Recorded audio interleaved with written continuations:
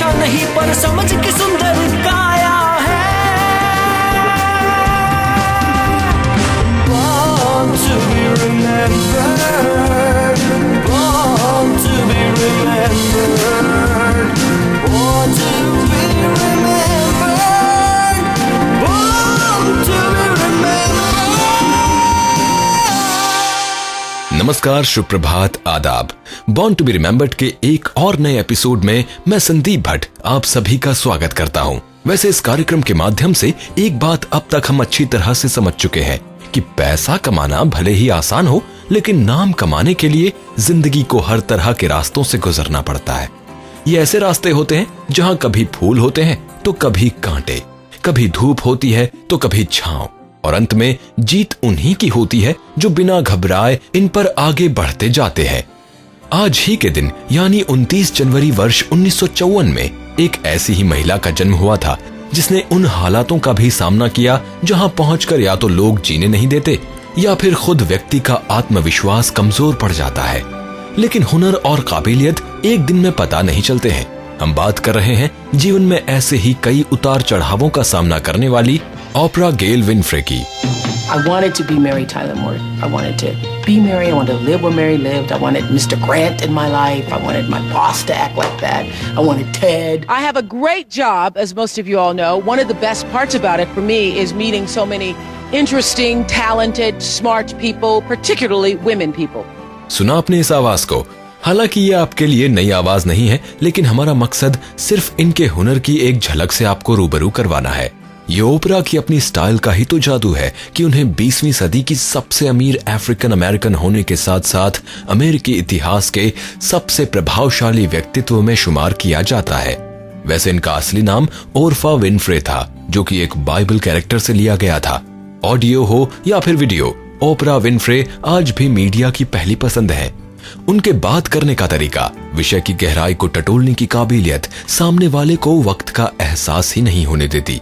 दर्शक तो दर्शक, स्टूडियो में इनके साथ मौजूद गेस्ट भी कभी कभी इनके साथ उन बातों को शेयर कर जाते हैं जो शायद उन्होंने कभी किसी को ना बताई हो। वर्ष 1986 से वर्ष 2011 तक उनके द्वारा होस्ट किए जाने वाला कार्यक्रम ओपरा विनफ्रे शो बहुत से पुरस्कारों के साथ साथ इतिहास के सबसे अधिक लोकप्रिय कार्यक्रमों में शामिल है।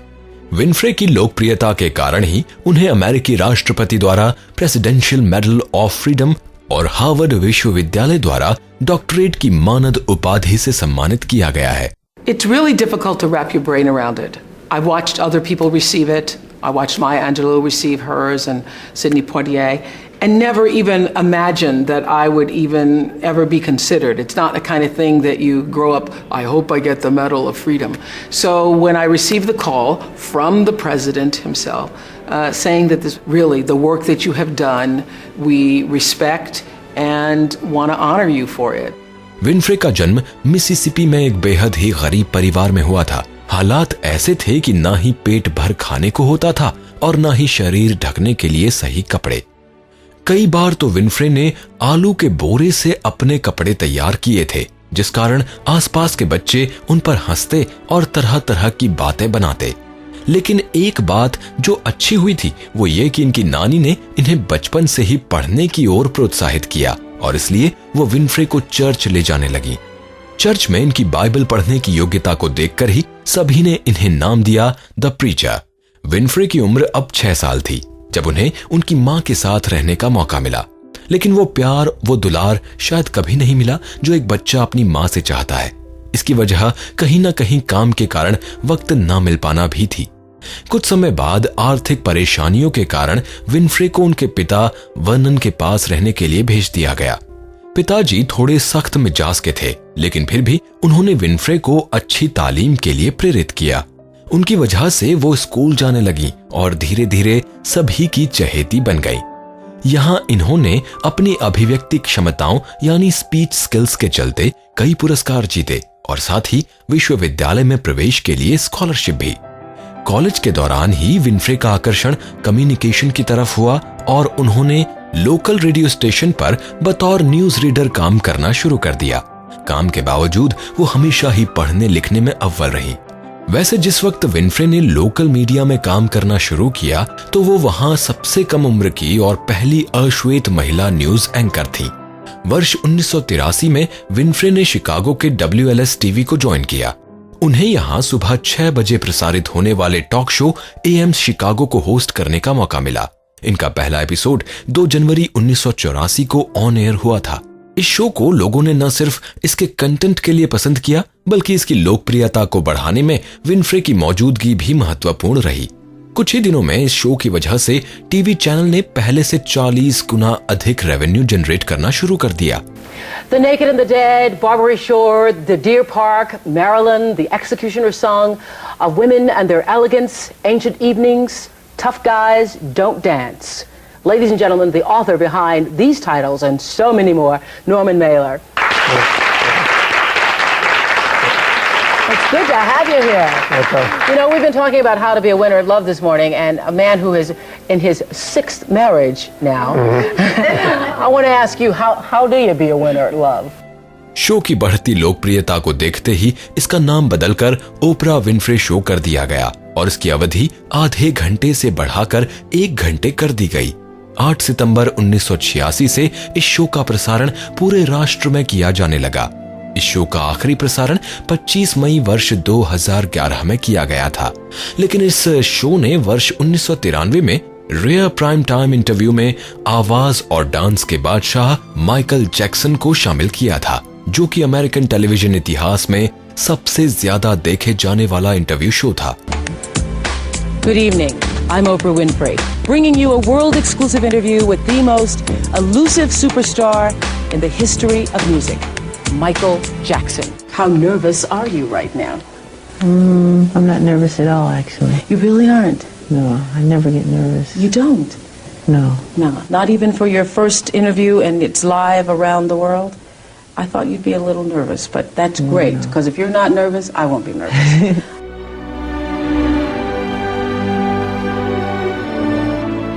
विनफ्रे ने कभी अभिनय नहीं किया था, लेकिन इस दुनिया से इन्हें बेहद ही लगाव था।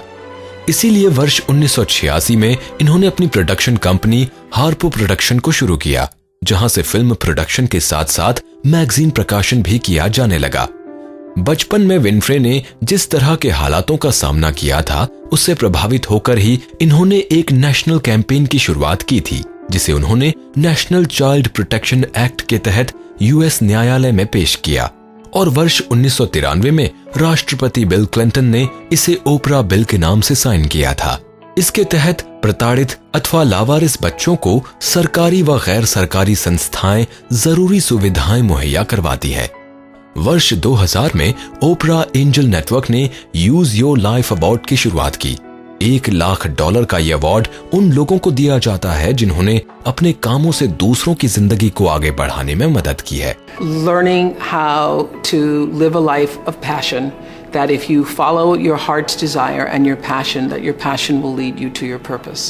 This is what I know for sure, and that every person who is born has a calling, and it's your real job in life to figure out what that calling is. And that calling will be that heart's desire, that thing that burns inside you that says, yes, I can, and I love this, and this gives me my juice, this makes me feel alive. The thing that makes you feel most alive is the thing that you are to give back to the world. And every person is here to offer what they have to the rest of the world. उनका show न सिर्फ America बल्कि करीब 140 देशों में पहली पसंद बनकर उभरा था। मीडिया के साथ साथ विनफ्रे ने हमेशा से ही सामाजिक क्षेत्र में भी अपने आप को शामिल रखा है, जिसकी बड़ी वजह खुद उनकी आप बीती भी है। जो उनके साथ हुआ वो और किसी बच्चे के साथ ना हो, इसी मकसद के साथ वो आज भी लोगों के बीच लोकप्रिय बनी हुई है। ओपरा विनफ्रे के हौसलों को सलाम करते हुए आज हमारी पूरी टीम की तरफ से इन्हें जन्मदिन की बहुत बहुत बधाई।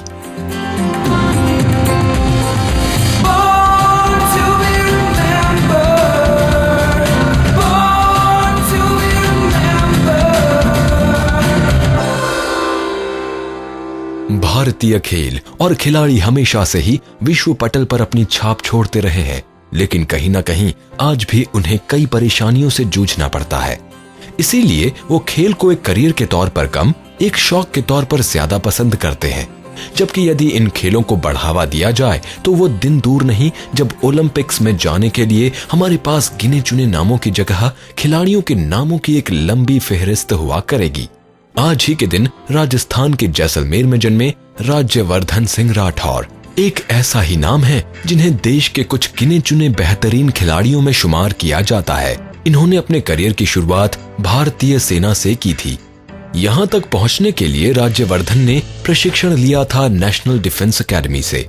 वर्ष 2002 में मैनचेस्टर में हुए कॉमनवेल्थ खेलों में राठौर जी ने 200 में से 192 सटीक निशाने लगाकर न सिर्फ रिकॉर्ड बनाया बल्कि देश को स्वर्ण पदक भी दिलाया।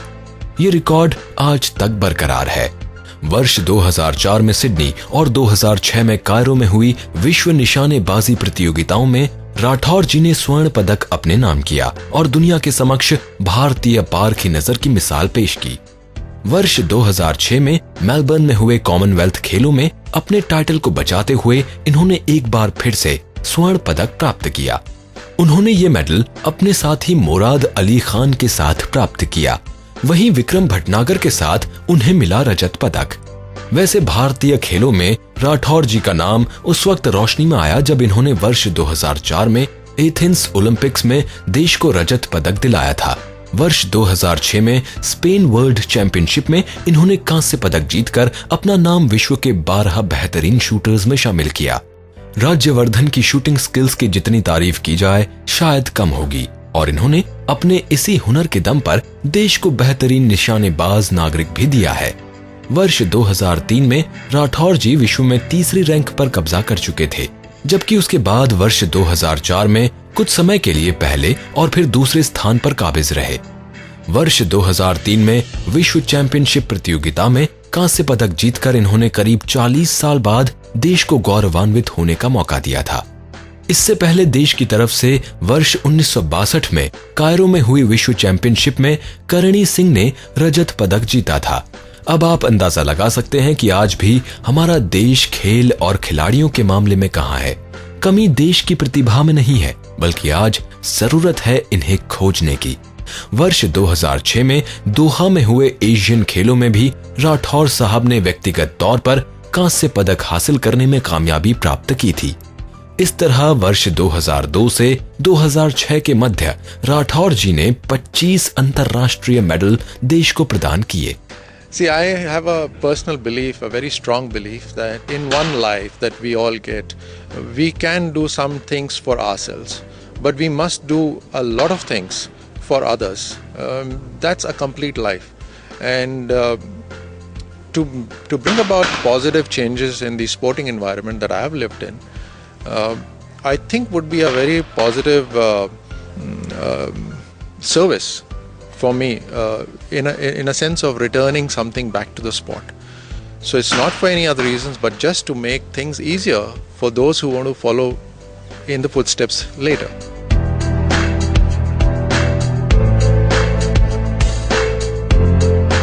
इनके प्रभावशाली खेल के लिए ही इन्हें वर्ष 2004-2005 के सर्वोच्च खेल पुरस्कार राजीव गांधी खेल रत्न अवार्ड से विभूषित किया गया, जबकि वर्ष 2003-2004 के लिए राठौर जी को अर्जुन पुरस्कार से सम्मानित किया गया।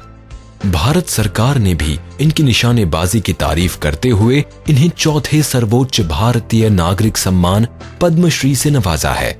आज पूरे देश को राज्यवर्धन सिंह राठौर और उनके खेल पर नाज है और साथ ही हम सभी की ओर से उन्हें जन्मदिन की ढेर सारी शुभकामनाएं।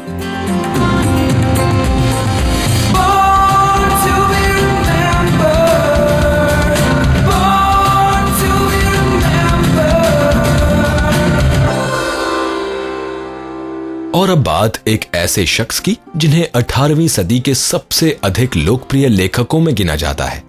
समाज में धर्म के स्थान पर आधारित the age of reason, French revolution से आत्मरक्षा पर आधारित राइट्स ऑफ मैन और ब्रिटिश साम्राज्य से आजादी पर आधारित मोस्ट फेवरेट व फेमस कॉमन सेंस ऐसे ही कुछ लेख हैं जिन्होंने इनके नाम को आज भी लेखनी के इतिहास में जिंदा रखा हुआ है। जी हाँ, हम बात कर रहे हैं आज ही के दिन वर्ष 1737 में इंग्लैंड में जन्मे थॉमस पेन की। ये उन शख्सियतों में से हैं जिन्हें फॉर्मल एजुकेशन भी ढंग से नहीं मिली, लेकिन इसके बावजूद उन्हें बुद्धिजीवी वर्ग में शामिल किया जाता है। बचपन में इन्हें ना ही सही लिखना आता था और ना ही पढ़ना, लेकिन फिर भी किसी तरह कुछ थोड़ा बहुत सीखकर इन्होंने 13 साल की उम्र में अपने पिता के साथ काम करना शुरू कर दिया। कुछ समय बाद थॉमस को एक्साइज में ऑफिसर की नौकरी मिल गई। अंत में इनका मन नौकरी से हट गया और इंग्लैंड में उनकी जिंदगी सिर्फ असफलता का आईना बनकर रह गई। पर जो हार जाए वो जिंदगी कैसी, बस यही सोचकर वर्ष 1772 में इन्होंने the case of the officer of excise नाम से एक 21 पेज का आर्टिकल प्रकाशित किया। राजनीतिक गलियारों को छूते इस लेख की थॉमस ने सांसदों और आम नागरिकों के बीच करीब 4000 प्रतिलिपियां वितरित की, जिसके तहत इन्हें एक्साइज ऑफिसर के पद से निकाल दिया गया। ये दिन शायद अब तक की उनकी असफल जिंदगी का एक बेहतरीन दिन था, क्योंकि इसी के बाद थॉमस की मुलाकात बेंजामिन फ्रैंकलिन से हुई। In London, Paine's appeals on behalf of underpaid civil servants caught the attention of Benjamin Franklin, who was there as an agent for several colonies. After meeting Paine, Franklin recommended him as an ingenious, worthy young man and sponsored his immigration to America. बस फिर क्या था, 30 नवंबर वर्ष 1774 को Thomas America पहुंच गए। इस दौरान थॉमस ने बहुत से विषयों पर अपनी कलम की धार को मजबूत बनाया, लेकिन इसके लिए अपने सूडोनेम यानी छद्म नाम का इस्तेमाल किया था। थॉमस के शुरुआती लेखों में से एक लेख अफ्रीकन अमेरिकन की स्थिति पर आधारित था। ये लेख इन्होंने जस्टिस और ह्यूमैनिटी सेक्शन के तहत अफ्रीकन स्लेवरी इन अमेरिका नाम से लिखा था। अमेरिका में हुए गृह युद्ध के समय थॉमस ने बतौर वॉलंटियर काम किया और सिपाहियों की हौसला अफजाई के लिए 16 पन्नों का आर्टिकल क्राइसिस लिखा, जो कि वर्ष 1776 से 1783 तक अस्तित्व में रहा। इस तरह अपने योगदान के कारण ही इन्हें पेंसिल्वेनिया की जनरल असेंबली में क्लर्क का पद दिया गया, जहां इन्होंने जाना कि अमेरिकी सैनिकों की खराब स्थिति का कारण उनका कम वेतन व खाने पीने की अनुपलब्धता है। इसीलिए उन्होंने इसे बढ़ाए जाने की मांग की। वर्ष 1787 में वो एक बार फिर से इंग्लैंड आ गए और फ्रेंच रेवोल्यूशन से प्रभावित हुए। उन्होंने इसे सपोर्ट करने के लिए ही वर्ष 1791 में राइट्स ऑफ मैन आर्टिकल लिखा था, जिसे ब्रिटिश सरकार ने प्रतिबंधित कर दिया और कुछ दिनों बाद थॉमस को भी कारावास भेज दिया गया। लेकिन फ्रेंच रेवोल्यूशन में अपने सहयोग के लिए इन्हें बाद में ऑनररी सिटीजन ऑफ फ्रांस का सम्मान दिया गया। वर्ष 1802 से 1803 के दौरान थॉमस फिर से अमेरिका आए, सिर्फ और सिर्फ अपने काम को एक बार फिर से लय प्रदान करने के मकसद से, जिसके बाद इनका प्रभाव पूरी दुनिया पर एक क्रांतिकारी एवं प्रेरणादायक लेखक के तौर पर हुआ। वर्ष 1802 से 1803 के दौरान थॉमस फिर से अमेरिका आए, सिर्फ और सिर्फ अपने काम को एक बार फिर से लय प्रदान करने के मकसद से, जिसके बाद इनका प्रभाव पूरी दुनिया पर एक क्रांतिकारी एवं प्रेरणादायक लेखक के तौर पर हुआ। ताउम्र आजादी का सपना देखने वाले थॉमस पेन जून 1809 में इस दुनिया से रुखसत हो लिए और अपने पीछे छोड़ गए वो फलसफा जिसे कई मुल्कों ने अपनी आजादी के हथियार के तौर पर इस्तेमाल किया। आज समस्त विश्व थॉमस पेन और उनके विचारों को सलाम करता है।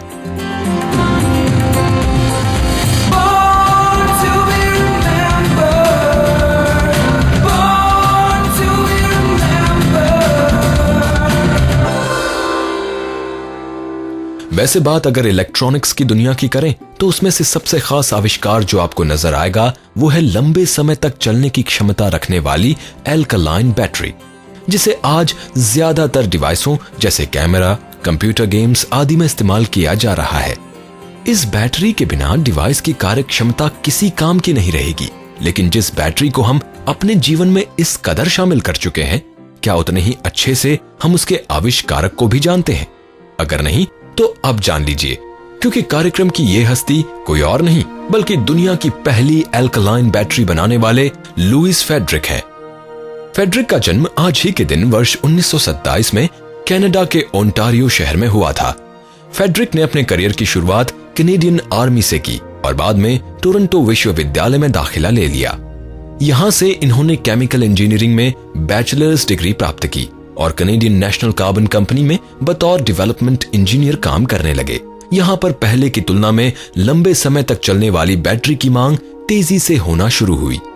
पहले की बैटरियों में इलेक्ट्रिक सेल्स का इस्तेमाल किया जाता था, जो कि रासायनिक अभिक्रिया के परिणाम स्वरूप विद्युत पैदा करती थीं। जबकि फेडरिक ने इससे बेहतर विकल्प तैयार करने की ठान ली।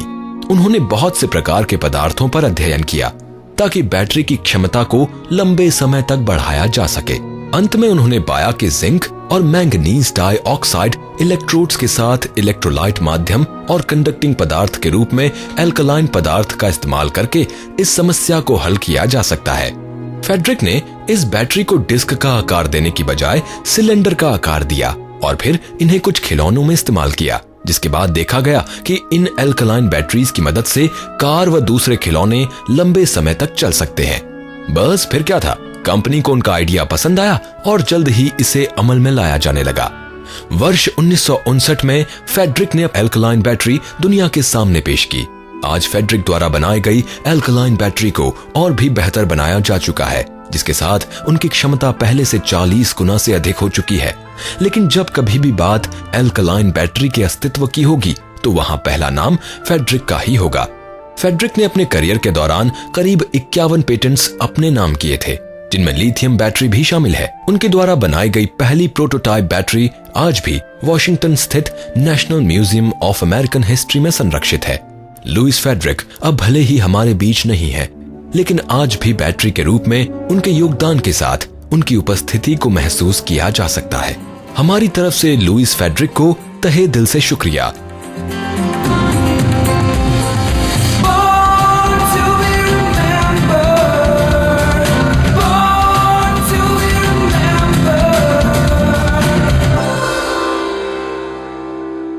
अब अपने दोस्त संदीप भट्ट को दीजिए आज के इस एपिसोड को यहीं पर समाप्त करने की अनुमति।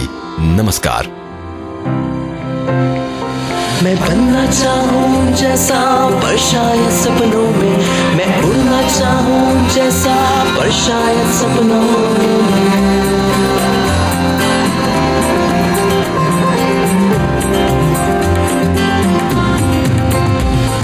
सपनों की है उड़ान, कांटे बनने फूल समान, रोक न पाए वो मुझको मुट्ठी में मेरी है आसमान।